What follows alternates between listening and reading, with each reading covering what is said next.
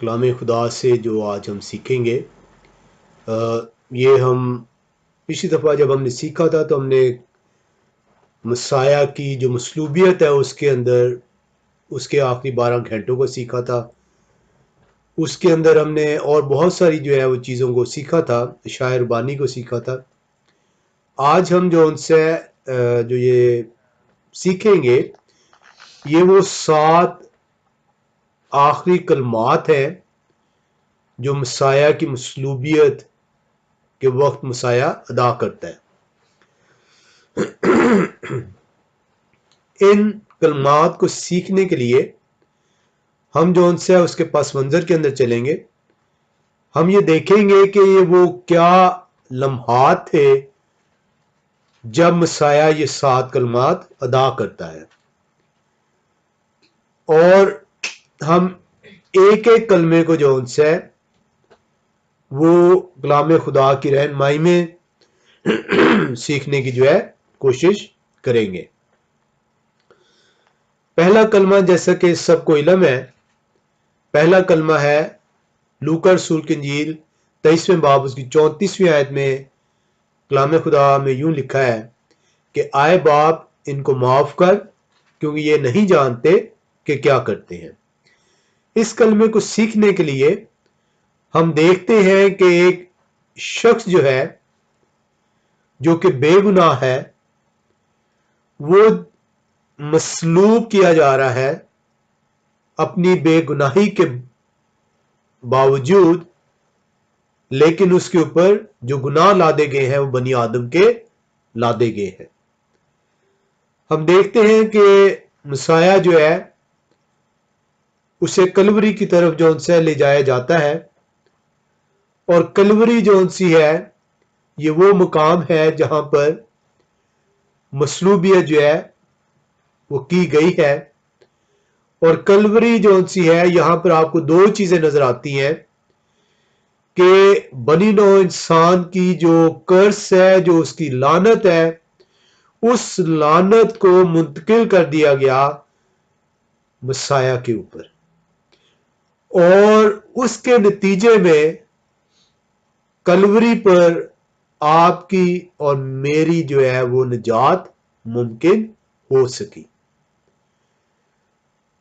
ہم میں سے کوئی ایسا شخص نہیں جو روئے زمین پر آج تک پیدا ہوا ہو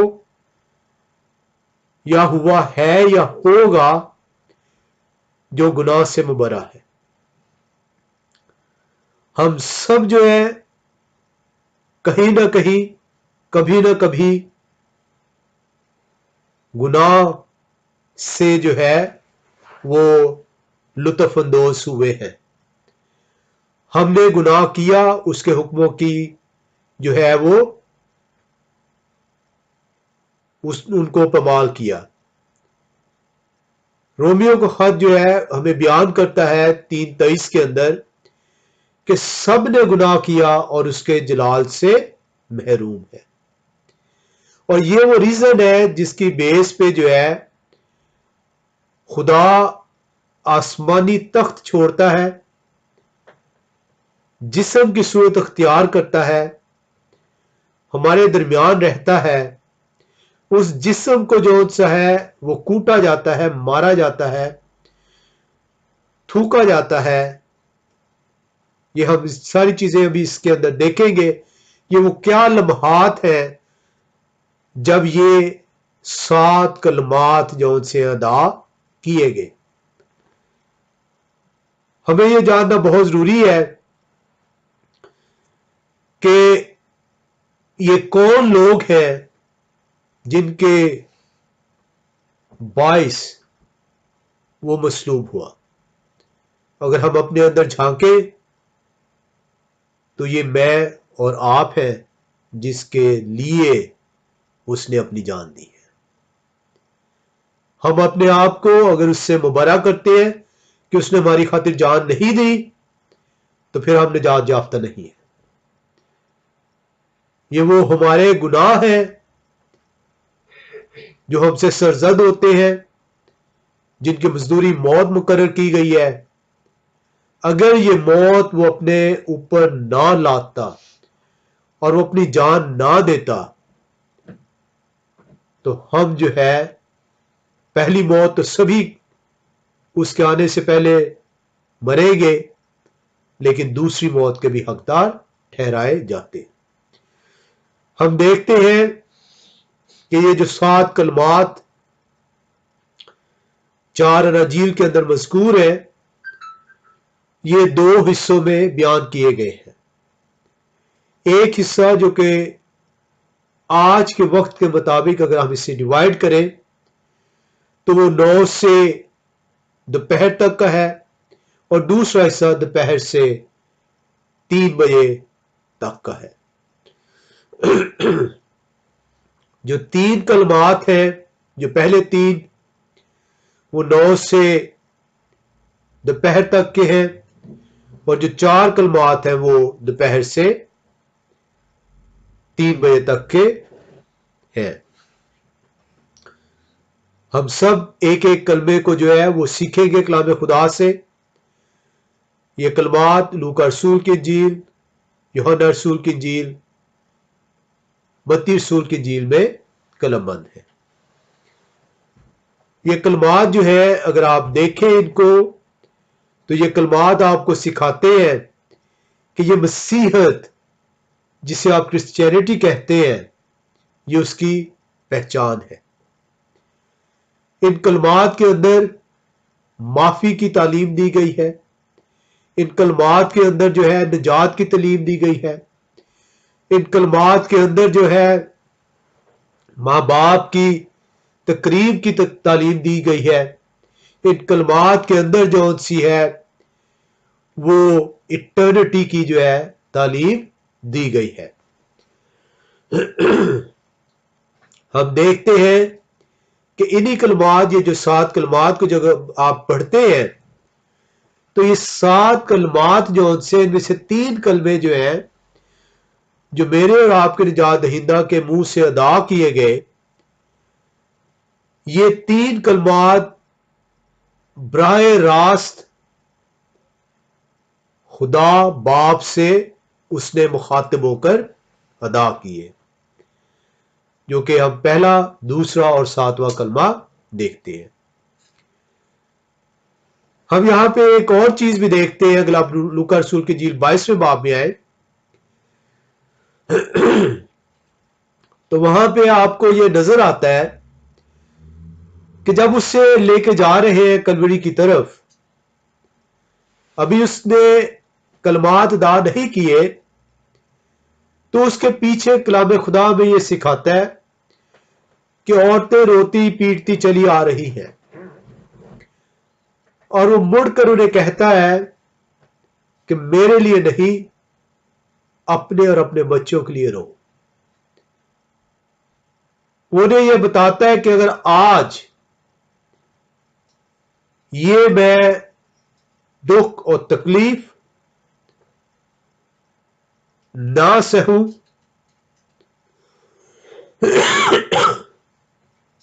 اگر میں صلیب پر کفارہ ادا نہ کروں تو یہ رونا اور ماتم جو ہے یہ تمہاری ساری زندگی کے لیے ٹھہرایا جائے گا۔ ہم کلام خدا کے اندر وہ آخری لمحات کو سیکھیں گے۔ ڈیٹیل میں ہم نے 12 آخری گھنٹے جو ہے وہ دیکھے ہیں۔ آج ہم سرسری طور پر ان آخری لمحات کو دیکھیں گے کہ وہ کون سے لمحات تھے جو جن لمحوں سے وہ گزرا، جن سے پہلے جو ہے ان کلمات کو ادا کرنے سے پہلے اسے وہ دکھ اور تکلیف سہنی پڑی۔ ہم دیکھتے ہیں کہ جب آخری کھانا وہ اپنے شاگردوں کے ساتھ بالا خانے پر کھاتا ہے تو اس کے بعد وہ گتسمنی باغ میں جو ہے دعا کرنے کو جاتا ہے، اور ہم کلام خدا کے اندر سے دیکھتے ہیں کہ وہ دعا کرتا ہے، وہ گریہ زاری میں बाप को पुकारता है, उसे इल्म है कि बाप जो है वो उसकी सुनता है। बाप जो है जिस मकसद के लिए ये बेटा इस दुनिया में आया है, बाप उस वक्त को जो है अब पूरा करने को है। वो कहता है कि मेरी नहीं बल्कि तेरी मर्जी पूरी हो।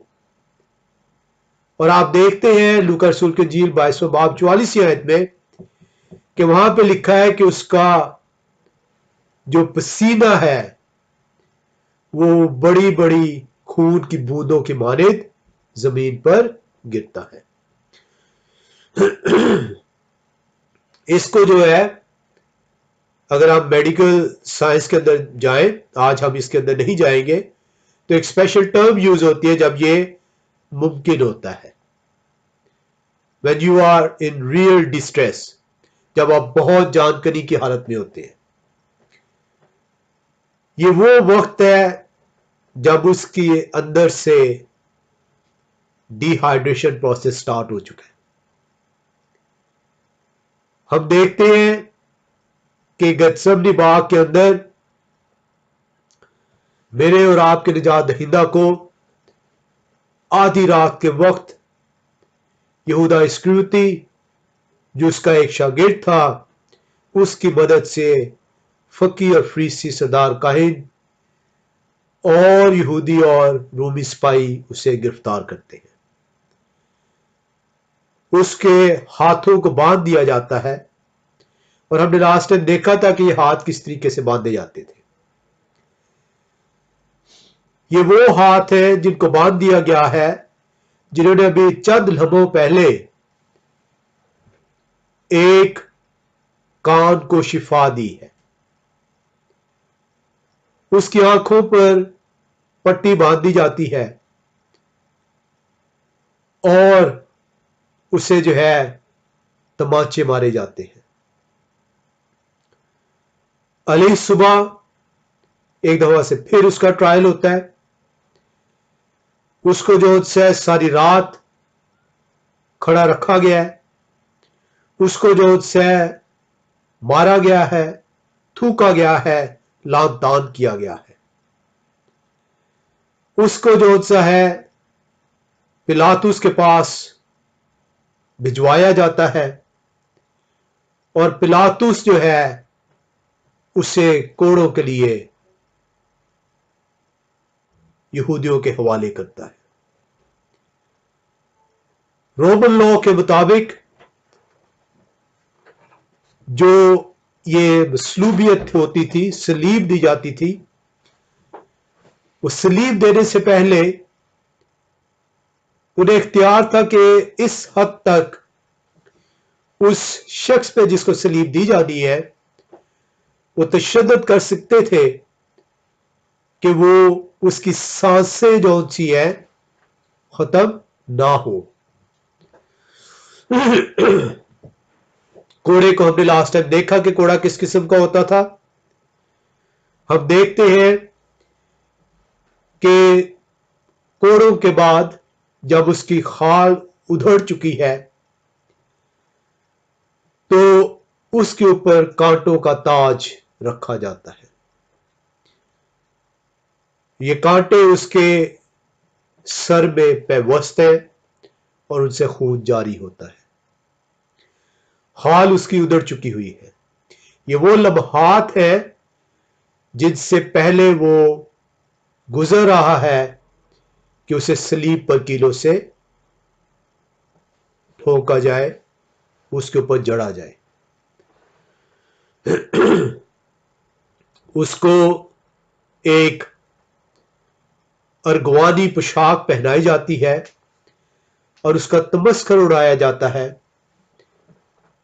और उसे कहा जाता है कि आए यहूदियों के बादशाह, और उसे सलाम पेश किया जाता है और उसके मुंह पर थूका जाता है और उसे तमाचे मारे जाते हैं। हम देखते हैं कि इन सब को करने के बाद अब उसके ऊपर सलीब का एक तख्ता जो हमने पिछला दफा सीखा था वो लादा जाता है। ये तकरीबन जो है कहा यह जाता है कि 45 से 60 किलो का तख्ता होता था। वो उसके ऊपर लादा जाता है और वो कलवरी की तरफ रवां दुआ कर दिया जाता है। हम यहां पे देखते हैं जब वो कलवरी पर पहुंचते हैं, रस्ते में शमौन कुरैनी जो है उसको लिया जाता है ताकि वो उसकी सलीब उठाकर कलवरी तक पहुंच सके। कलाम खुदा में सिखाता है कि जब वो कलवरी तक पहुंचता है तो उसको उस तख्ते के ऊपर उसके हाथों को कीलों से जड़ दिया जाता है, और अब वो जो तख्ता है हमने लास्ट टाइम सीखा था कि उस तख्ते पर उसके हाथ जड़ चुके हैं, और उस तख्ते को रस्सों की मदद से 9 से 12 फीट जो है ऊंचाई पर खींचा जाता था ताकि वो तख्ता जो ऑलरेडी जमीन के अंदर धंसा हुआ है उसके अंदर उसके साथ उसको जोड़ा जाए। मेरा और आपका निजात दहिंदा शदीद जिस्मानी अजियत से गुजरा है। उस जिस्मानी अजियत से गुजरने के दौरान अब वो सलीब पर खींच दिया गया है, उसके हाथों और पैरों में कील ठोक दिए गए हैं, उसके सर पर कांटों का ताज रखा हुआ है। और जब ये सलीब दी जाती थी तो सलीब जब दी जाती थी तो हमने लास्ट टाइम देखा था कि इससे जो जिस्म है लोअर लिम्स है उनमें तनाव आ जाता था, और तनाव की वजह से जो छाती है वो बाहर की तरफ आती थी, और वो जो जब ब्रीदिंग होती थी, जब सांस लिया जाता था, तो जो कार्बन डाइऑक्साइड लंग्स के अंदर मौजूद होती थी वो कार्बन डाइऑक्साइड जो सी है उसे एक्सेल आउट करना, उसे निकालना जो सा है वो नहायत मुश्किल होता था। उसको निकालने के लिए जो सा है वो शख्स जो सलीब पर चढ़ा हुआ है, जो खींच दिया गया है, उसको अपने जिस्म को ऊपर उठाना होता था, और जब वो जिस्म को ऊपर उठाता था तो उससे उसकी इस तकलीफ का कुछ हद तक बदावा मुमकिन होता था। हम यहां पे देखते हैं कि ये वो लम्हात है जिनसे मेरा और आपका निजात दहिंदा गुजरा कि वो ये 7 कलमात अदा कर सके। हमें बहुत जरूरी है कि उन लम्हात को अपने जहन के अंदर रखें, सिर्फ उन कलमात को नहीं कि उसने वो कलमे कौन से अदा किए। जब तक हम उस पूरे पस मंजर को हमारे जहनों के अंदर नहीं होगा हम उसके कलमों की अहमियत को जान नहीं पाएंगे।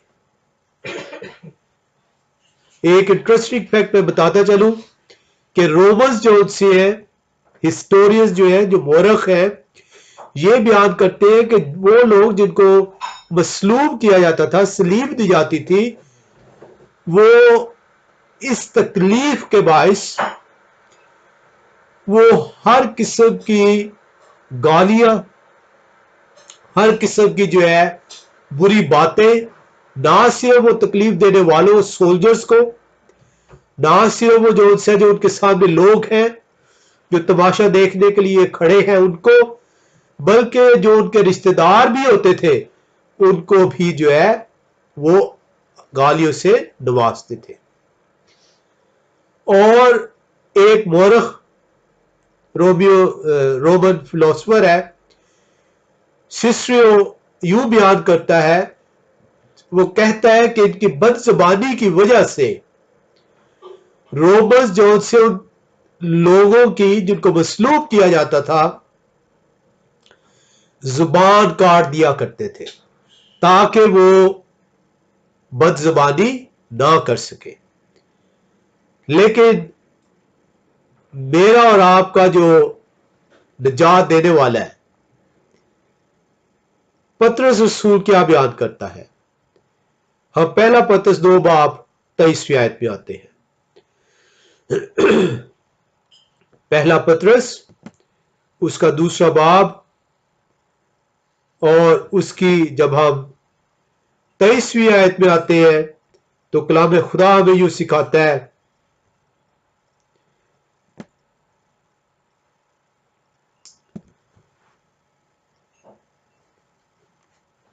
پہلا پطرس 2 باب اور اس کی 23 آیت.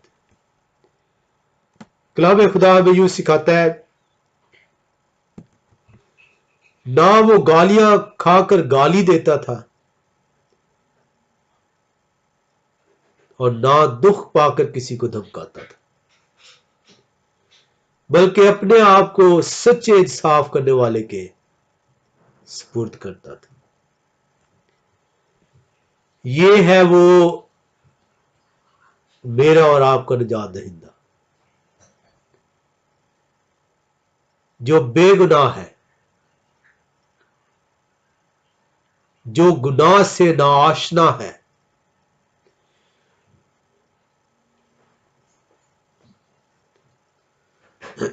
جو آسمانی تخت چھوڑتا ہے میرے اور آپ کے گناہ کے لیے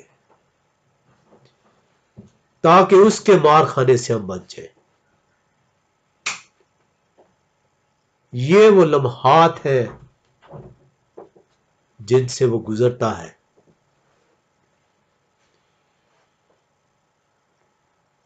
اور صلیب پر کھینچا جاتا ہے اور وہ یہ 7 کلمات جو ہے ادا کرتا ہے. ہم پہلے کلمے کی طرف بڑھتے ہیں.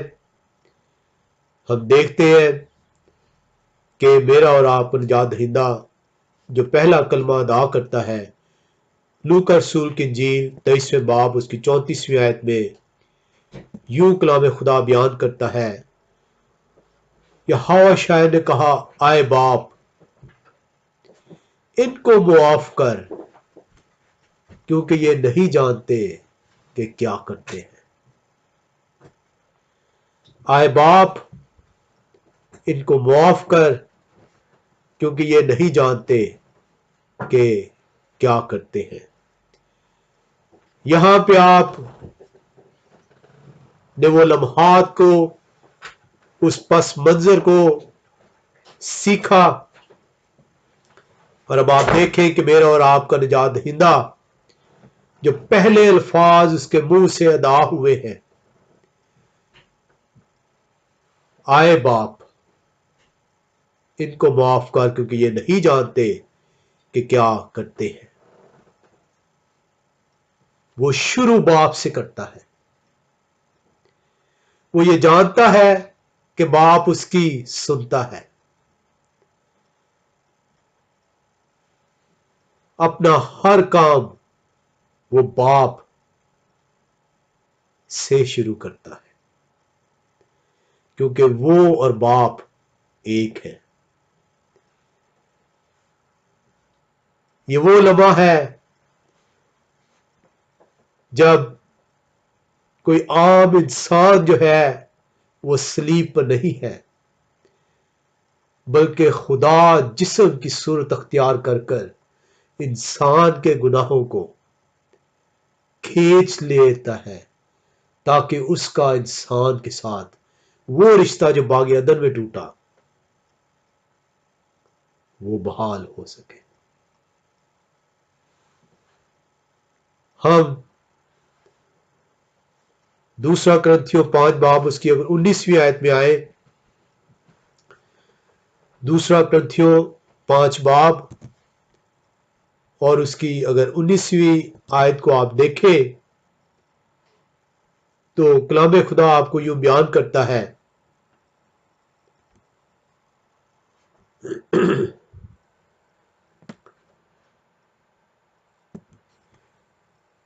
مطلب یہ ہے کہ خدا نے مسیح میں ہو کر اپنے ساتھ دنیا کا میل ملاپ کر لیا اور ان کی تقصیروں کو ان کے ذمہ نہ لگایا،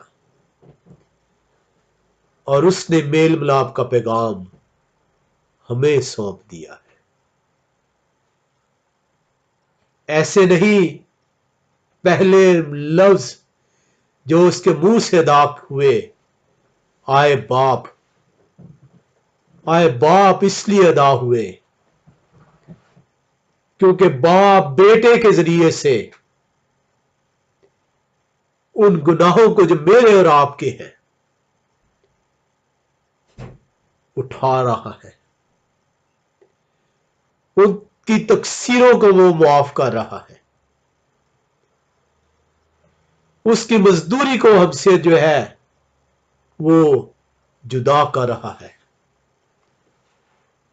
اور بیٹا جانتا ہے کہ باپ اس کی سن رہا ہے۔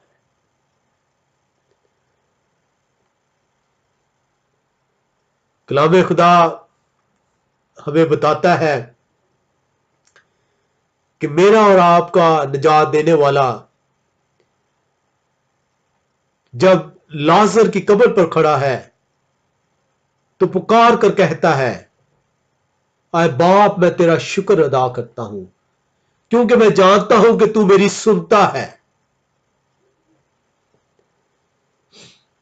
بیٹے کو مکمل کانفیڈنس ہے،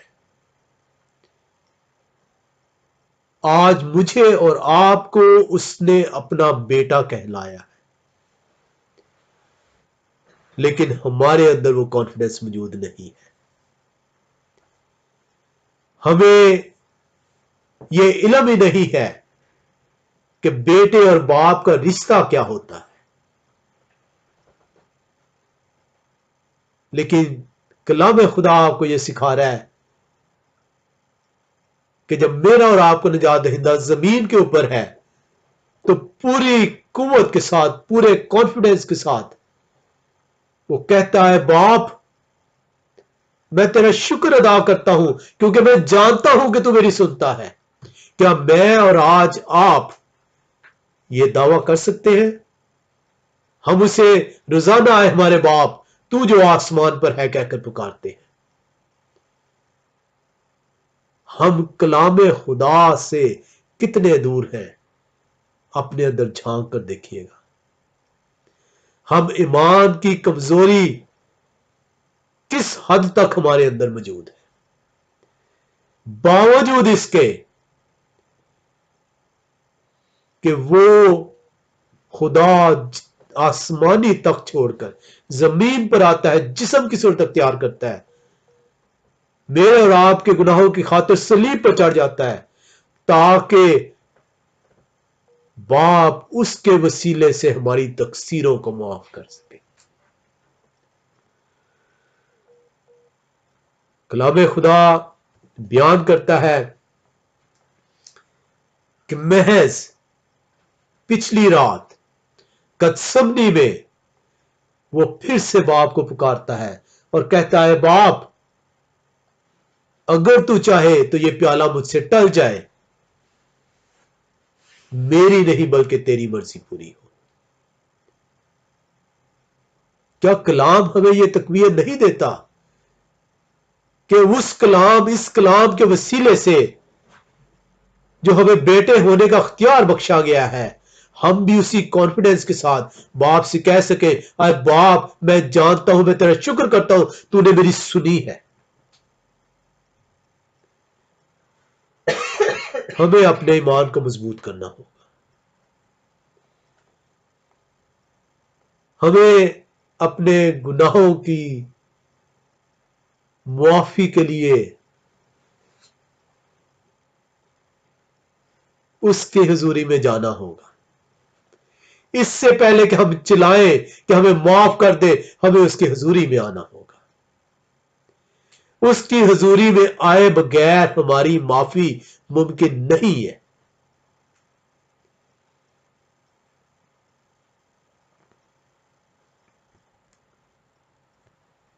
आए बाप, इनको मुआफ कर।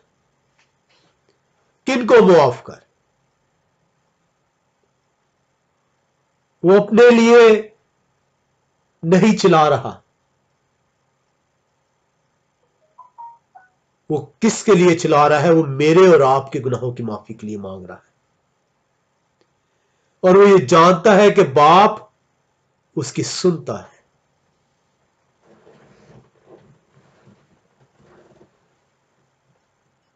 उसके अंदर तो कोई गुनाह नहीं है, वो बेगुनाह है। कलाम खुदा बयान करता है, जो गुनाह को जानता ना था वो हमारी खातिर गुनाहगार ठहराया गया। जो गुनाह से वाकिफ ना था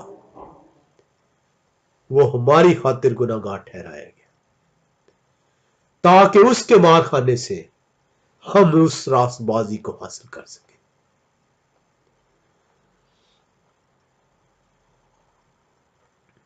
हम देखते हैं कि वो हमारे लिए माफी तलब करता है। ये उसका बेपाया प्यार है। कौन जो है वो जरा सी भी तकलीफ किसी के लिए बर्दाश्त करने के लिए तैयार है? उसने जो ये तकलीफें बर्दाश्त की, हमने आज महज 20 मिनट या 15 मिनट के अंदर उस पस मंजर को देखा।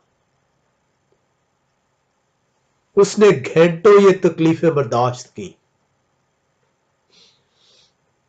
जब हमने 12 hours, the last 12 hours of Messiah सीखा था, उसके अंदर हमने डिटेल में सीखा था इसको।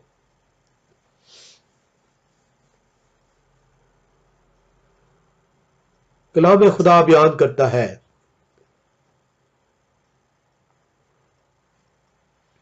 जब हम गुनहगार ही थे वो हमारी खातिर हुआ। आए बाप, इनको मुआफ कर। वो मुआफी जो सी है वो उनके लिए नहीं मांग रहा, सिर्फ जिन्होंने उसे मसलूब किया है। वो मुआफी सिर्फ उनके लिए नहीं तलब कर रहा जो वहां पे लोग खड़े हैं। वो जिस मकसद के लिए इस दुनिया में आता है कि बनी नो इंसान के अंदर जो गुनाह सरायत कर चुका है, बागे अदन में आदम और हवा की नाफरमानी की वजह से, उस गुनाह की मजदूरी को अदा कर सके।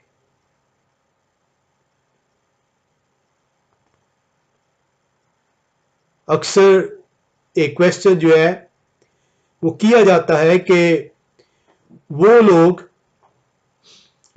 जिन्होंने उसके नाम को सुना ही नहीं और वो जो है इस दुनिया से गुजर चुके हैं, तो उनकी माफी जो है वो कैसे होगी? ये वो अल्फाज है जो उसने आपको बताए, ये बनी नो इंसान के लिए उसने कहे हैं। तमाम इंसान आदम से शुरू होते हैं। उसने बनी नो इंसान के लिए ये अल्फाज अदा किए।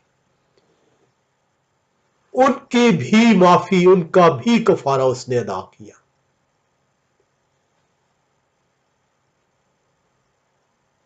रब ने चाहा हम इसको डिटेल के अंदर सीखेंगे कि एक वक्त जब उसकी बादशाहत का आएगा, यहां पर 1000 साल बादशाहत का, एक वक्त के लिए वो लोग जो कि उसके नाम से वाकिफ नहीं थे, उन्हें मौका दिया जाएगा कि उसे कबूल कर ले, ताकि वो हलाकत का ईंधन ना ठहराए जाए। क्योंकि कलाम खुदा बयान करता है कि बाप ने अपना इकलौता बेटा बख्श दिया وہ نہیں چاہتا کہ ایک فرد بھی جو ہے ہلاک ہو، بلکہ وہ چاہتا ہے کہ سب کی توبہ تک نوبت پہنچے۔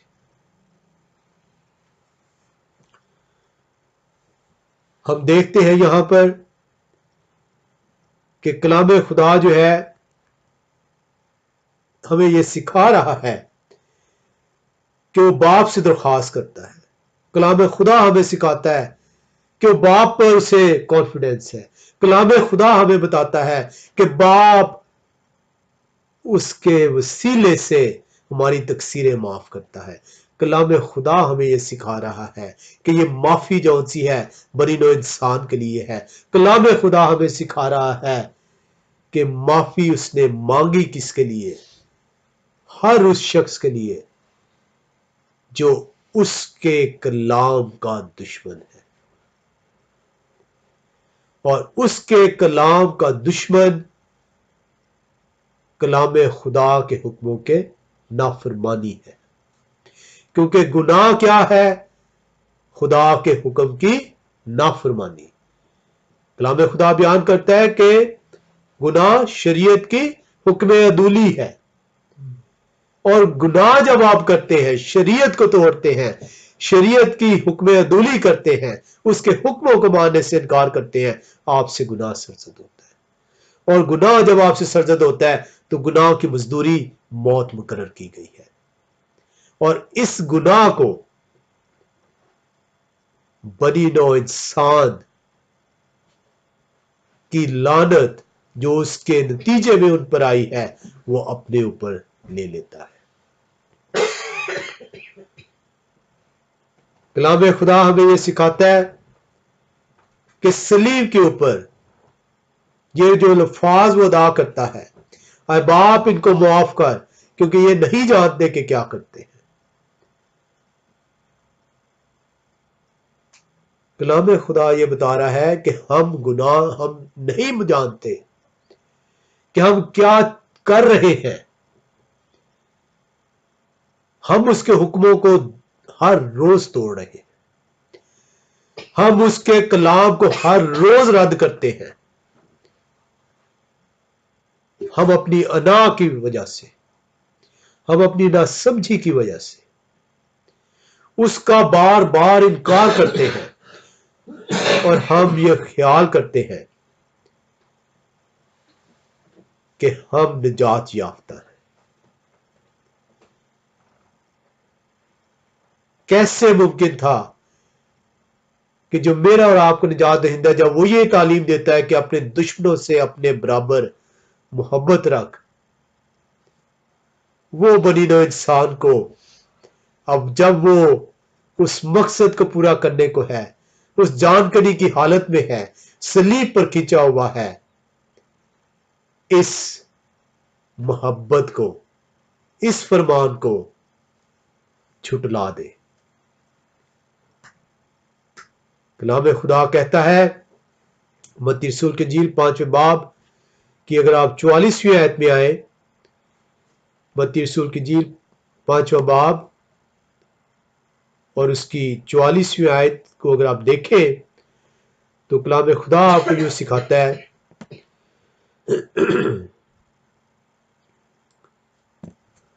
لیکن میں تم سے یہ کہتا ہوں کہ اپنے دشمنوں سے محبت رکھو اور اپنے ستانے والوں کے لیے دعا کرو۔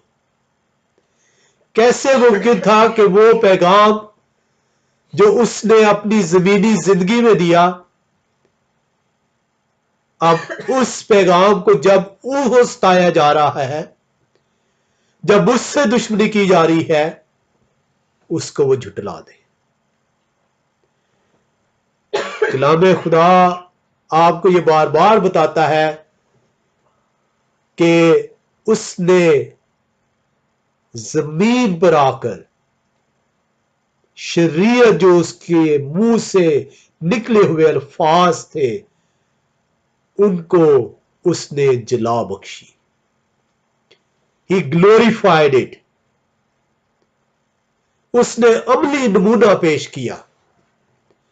اس نے صرف کہا نہیں، یہ میری اور آپ کی طرح صرف اچھے الفاظ ادا کر دینا، काफी नहीं, उन अच्छे अल्फाजों पर अमल करना जरूरी है।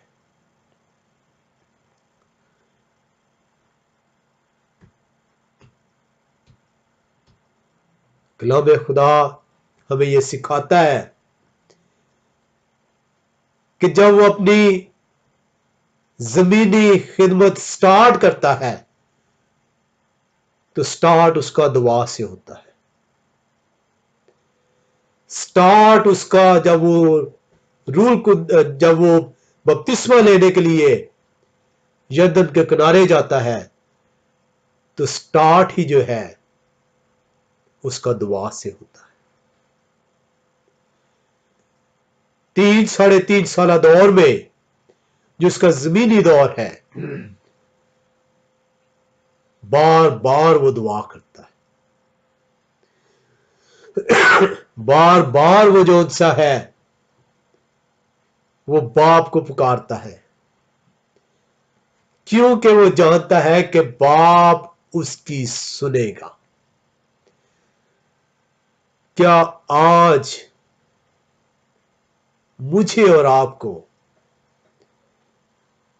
ये सीखने की जरूरत नहीं है कि अगर मैं बेटा और आप बेटियां और बेटे हैं,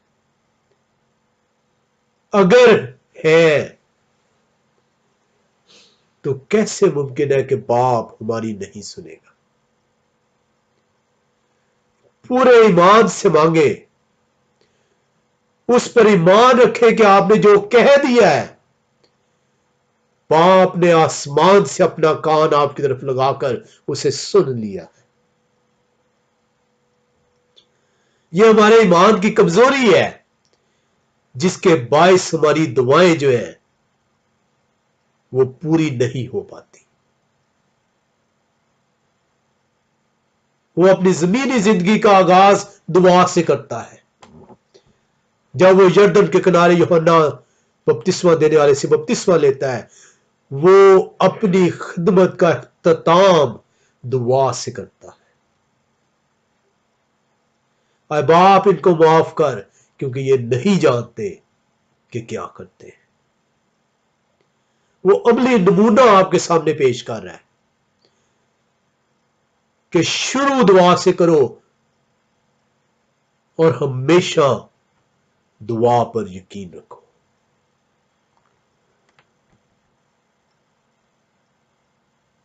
और वो ना सिर्फ अपनी जमीनी खिदमत का इख्तिताम दुआ पर करता है, बल्कि इब्रानियों के खत में लिखा है कि वो हर रोज हमारे लिए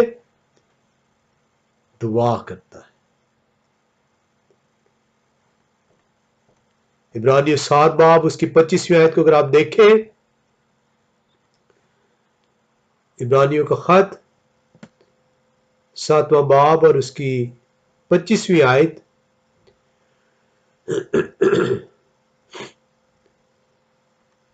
तो कलाम खुदा यूं बयान करता है, इसीलिए जो उसके वसीले से खुदा के पास आते हैं वो उन्हें पूरी पूरी निजात दे सकता है, क्योंकि वो उनकी शफायत के लिए हमेशा तक जिंदा है। उनकी शफायत कर रहा है, हमारी दुआएं उसके जरिए से पहुंच रही हैं, और वो ये दुआएं जो है बाप तक पहुंच रही है। अब ये एक भेद है कि वो खुदा है। ये बाप और बेटे का जो भेद है, अगर हमने कभी चाहा तस्लीस को सीखने के लिए तो हम इसे सीखेंगे और उस वक्त ये आपको क्लियर होगा क्यों वो कहता है कि मेरे नाम से मांगो। छोटी सी एग्जांपल अगर आपके सामने हो, वो कहता है, शागिर्द उसे कहते हैं कि बाप को हमें दिखा। वो कहता है जिसने मुझे देखा उसने बाप को देखा, मैं और बाप एक है। वो बाप जिस्म की सूरत अख्तियार करता है, हमारे दरमियान रहता है। باپ اپنے آپ کو اس بیٹے کے ذریعے سے ہمیں دکھاتا ہے، اور اس لیے کہتا ہے کہ تم نے اس سے تو دیکھا ہے، تم اس سے جانتے ہو، میں نے اپنے آپ کو اس بیٹے کے وسیلے سے تم پر اپنا کو ظاہر کیا ہے، اس وسیلے سے مانگو۔ یہ اس کو ڈیٹیل میں اگر ہم نے کبھی چاہا تسلیس کو اگر ہم نے سیکھا تو ہم اس میں مزید اس کے بھید کو سیکھیں گے۔ ایک اور انٹرسٹنگ فیکٹ اگر ہم دیکھیں، عیسائی نبی کا صحیفہ اور اس کا اگر ہم 53ویں باب میں آئے، عیسائی نبی کا صحیفہ اس کا 53واں باب اور اس کی جو آیت ہے، اگر ہم 12ویں آیت کا مطالعہ کریں تو ہمیں کلام خدا یہ سکھاتا ہے کہ یہ الفاظ ادا کرنا، معافی کی درخواست کرنا، اس کی مصلوبیت کی پیشن گوئی تھی۔ یسایہ 53 باب اس کی 12ویں آیت، اس لیے میں اسے بزرگوں کے ساتھ حصہ دوں گا اور وہ لوٹ کا مال زور آوروں کے ساتھ بانٹ لے گا، کیونکہ اس نے اپنی جان موت کے لیے انڈیل دی اور وہ خطا کاروں کے ساتھ شمار کیا گیا، تو بھی اس نے بہتوں کے گناہ اٹھا لیے اور خطا کاروں کی شفایت کی۔ خطا کاروں کی شفایت کی پیشن گوئی جو مسیح کے بارے میں کلام خدا کے اندر موجود ہے، اس پیشن گوئی کا بھی پورا ہونا ضرور تھا۔ یہ ایسے ہی نہیں کلمہ ادا ہو گیا، یہ اس پیشن گوئی کا حصہ ہے جس مقصد کے لیے وہ آ رہا تھا اور جس مقصد کے لیے رویا کے ذریعے سے عیسائی نبی پر یہ پیشن گوئی ظاہر کی گئی کہ وہ خطاؤں کے لیے گھائل کیا جائے گا، خطائیں اس کے اوپر لادی جائے گی اور وہ خطا کاروں کی تکثیروں کے لیے دعا کرے گا، ان کی شفایت کے لیے دعا کرے گا۔ کلام خدا ہمیں بتاتا ہے کہ وہ پہلے الفاظ جو ادا کرتا ہے صلیب پر، آئے باپ ہمیں معاف کر، آئے باپ ان کو معاف کر، کیونکہ یہ نہیں جانتے کہ کیا کرتے۔ ہم نے باپ کو سیکھا، اس کانفیڈنس کو دیکھا، ہم نے معافی کو دیکھا کہ وہ معافی جو ہے وہ گناہ جن کی مزدوری موت تھی جو کہ ہمیں ادا کرنی تھی، مزدوری اس کو اپنے پر لاتا ہے اور ہمارے لیے معافی کی درخواست کرتا ہے۔ وہ کہتا ہے کہ یہ نہیں جانتے کہ یہ کر کیا رہے ہیں، انہیں علم نہیں، مجھے اور آپ کو یہ علم نہیں ہے کہ ہم روز بروز جو ہے وہ کتنے گناہ کرتے ہیں، کتنی بار اس کے حکموں کی پابندی کرتے ہیں، اپنی انا کی وجہ سے، اپنے دل کی سختی کی وجہ سے، اپنی ناسمجھی کی وجہ سے۔ اس کے باوجود وہ کہہ رہا ہے کیونکہ یہ نہیں جانتے کہ کیا کرتے ہیں، انہیں علم نہیں ہے، ان کے ذمہ یہ گناہ نہ لگانا۔ ہم پہلا کرنتھیوں 2 باب اس کی 8ویں آیت میں آتے ہیں۔ پہلا کرنتھیوں 2 باب اور اس کی 8ویں آیت یوں بیان کرتی ہے،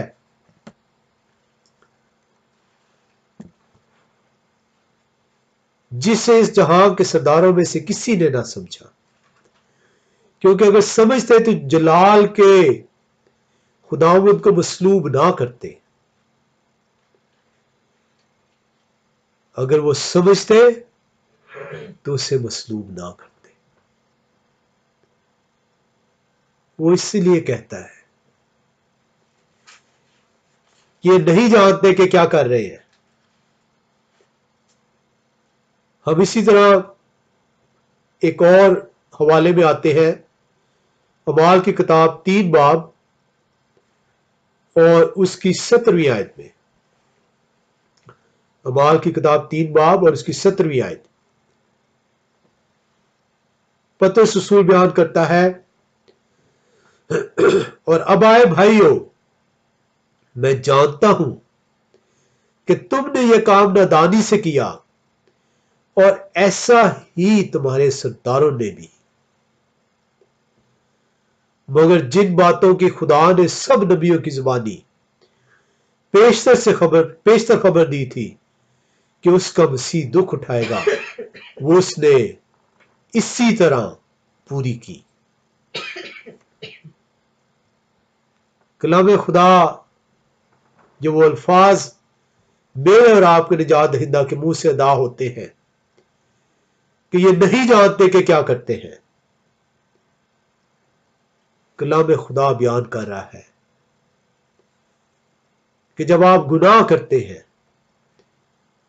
آپ اپنی انا میں گناہ کر رہے ہیں، آپ اپنی دل کی سختی کے باعث گناہ کر رہے ہیں، روح آپ کو جھنجھوڑتا ہے کہ آپ یہ غلط کر رہے ہیں، آپ روح کو دھتکار دیتے ہیں کیونکہ آپ کے اوپر شیطان غلبہ پا لیتا ہے. جب آپ روح کو دھتکارتے ہیں تو شیطان کے غلبے میں ہوتے ہیں، اور آپ سینہ تان کر کہتے ہیں دیکھی جائے گی. وہ میرے اور آپ کے گناہوں کو جانتا ہے، وہ یہ اس سے درخواست کرتا ہے کہ ان کو معاف کر، کیونکہ یہ نہیں جانتے کیا کر رہے ہیں. بہت ضروری ہے کہ ہم اپنے آپ کو سکھائیں کہ جب جب ہم شیطان کے غلبے کے اندر جائیں تو پکارے کہ آئے روح ہماری مدد کر. اور آپ یقین رکھیں کہ جیسے ہی شیطان آپ کے اوپر قابض ہونے لگے گا، آپ اگر روح کو پکاریں گے تو روح شیطان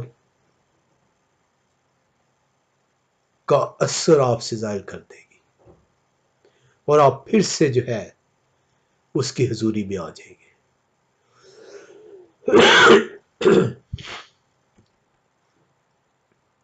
ہم کلام خدا میں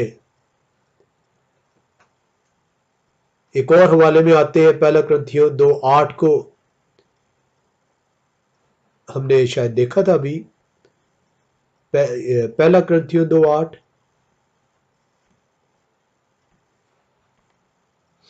کلام خدا میں یوں بتا رہا ہے، جسے اس جہاں کے سرداروں میں سے کسی نے نہ سمجھا، کیونکہ اگر سمجھتے تو جلال کے خداوند کو مصلوب نہ کرتے. اگر ہم سمجھ جائیں کہ ہم گناہ کر رہے ہیں، ہم اس کے حکم کو سمجھ جائیں، اور اس کے حکم کو سمجھنے کے لیے ہمیں صرف اپنی اس عادت کو چھوڑنا ہوگا کہ ہم کلام خدا کو سنیں اور اس کو ریڈ کریں. سننے اور ریڈنگ سے آپ تک وہ الفاظ تو پہنچ گئے، لیکن اس بھید کو حاصل کرنے کے لیے، اس کو سمجھنے کے لیے آپ کو اس کی حضوری میں آنا ہوگا. کلام خدا بتا رہا ہے کہ اس جہاں کے سردار اگر سمجھتے، وہ مجھے اور آپ کو بتا رہا ہے کہ اگر ہم نے نہ سمجھا،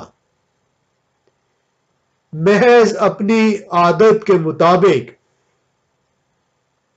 کلام خدا کو صبح اٹھ کے یا شام کو یا جب وقت ملا پڑھ لیا یا سن لیا، تو کلام کہتا ہے کہ اب اور کوئی قربانی باقی نہیں رہی، اگر تم پھر گناہ کرو تو اب اور کوئی قربانی باقی نہیں رہی جو تمہارے لیے ادا کی جائے گی۔ اگر آپ جان بوجھ کر بھی اپنے آپ کو گناہ کے حوالے کریں گے تو کلام یہ بتاتا ہے کہ آپ اس فضل کو جو اس نے آپ پر کیا ہے قربانی کی صورت میں آپ بیکار کرتے ہیں۔ آج کلام خدا آپ سے دو سوال کرتا ہے اس کلمے کے وسیلے سے۔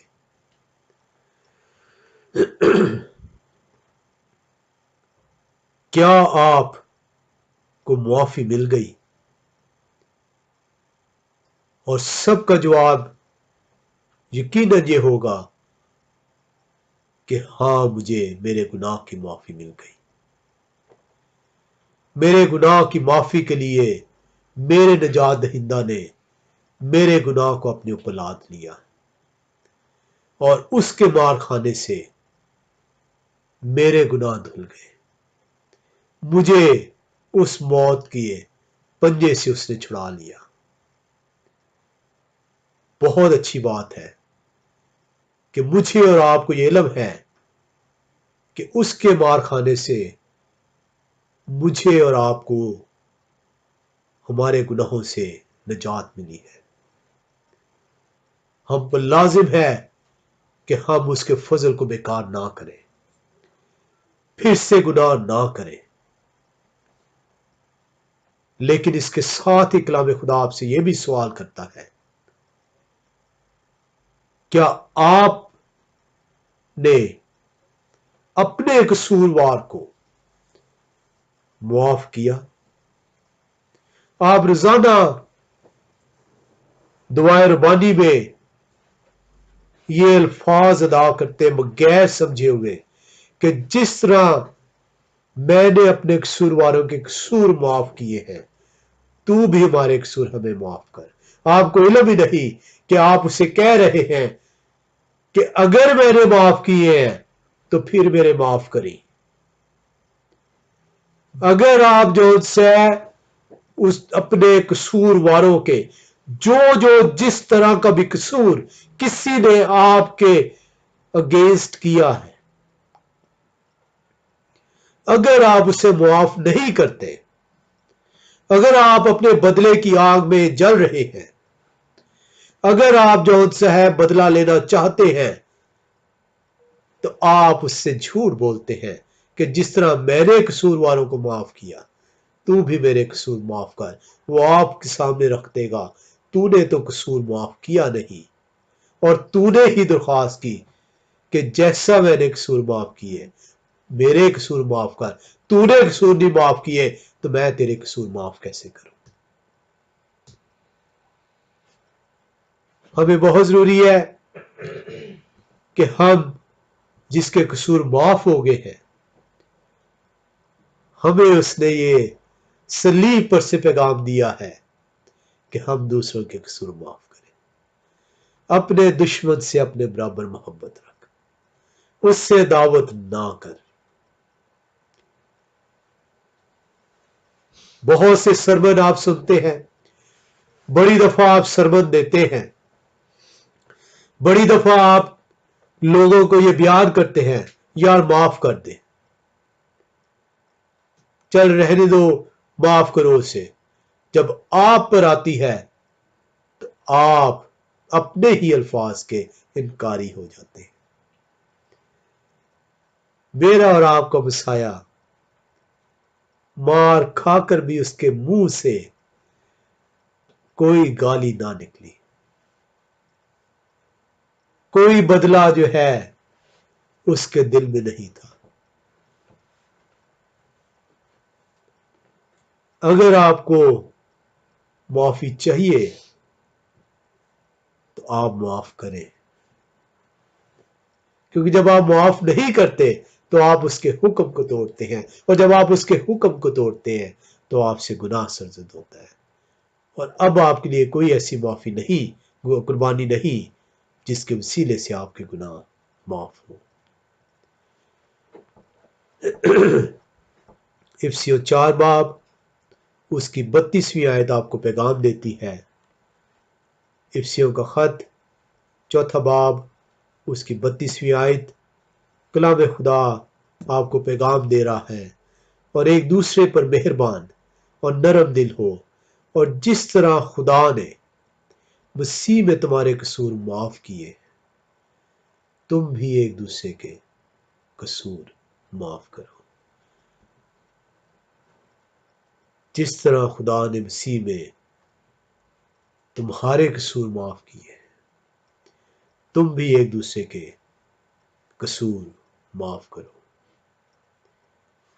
مسیح نے پہلے کلمے میں ہی آپ کو یہ تعلیم دی ہے کہ آپ کے قصور معاف کیے گئے ہیں۔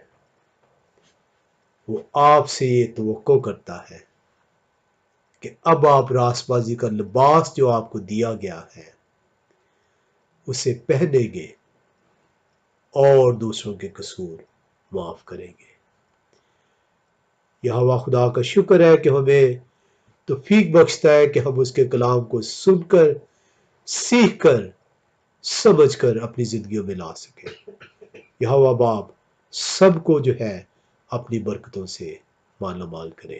آمین۔